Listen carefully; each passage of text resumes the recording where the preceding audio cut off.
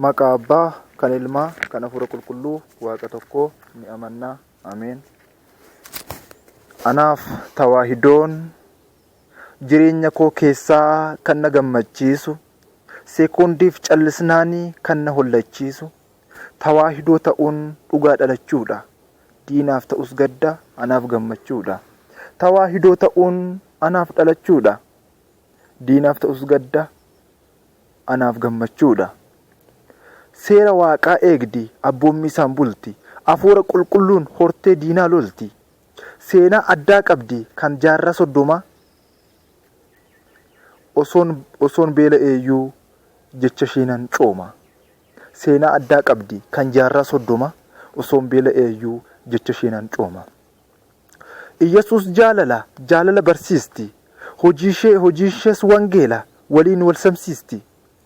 Gaaffii gaafatamtuu fi deebiin mana isheeti. Ija koon argeera kun taratii miti. Ija koon argeera oduu durii miti.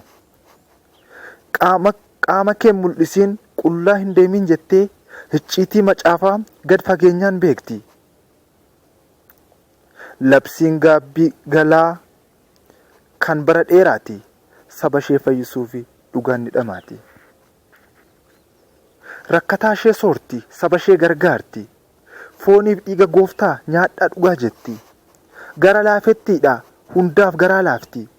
Saba hundumaayyuu ija tokkoon laalti. Gara laafettiidha hundaaf garaa laafti. Saba hundumaayyuu ija tokkoon laalti. Safuun hojii isheeti, safuu na barsiiste. Jireenya addunyaa barnaa jibbisiiste. Dhugaaf du'i jettee mallattoo naaf taate. Saba koo barsiisii jettee naaf dhamaate. Dhugaaf du'i jettee mallattoo naaf taate. Saba koo barsiisii jettee naaf dhamaate.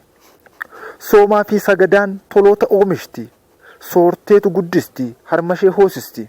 Maaltu hamma kee ga'aa yaa tawaahidoo koo, ammallee na tiksii nan gatiin harmee koo. Maaltu hamma kee ga'aa yaa tawaahidoo koo, ammallee na tiksii nan gatiin harmee koo. Dhugaa na barsiiste diinaaf ijaan laafu.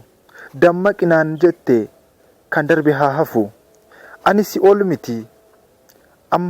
haa ol miti amma Phaawulosi. Siifan wareegama harmee Ortodoksii. Mucaan kee ka'eera na eege na tiksii.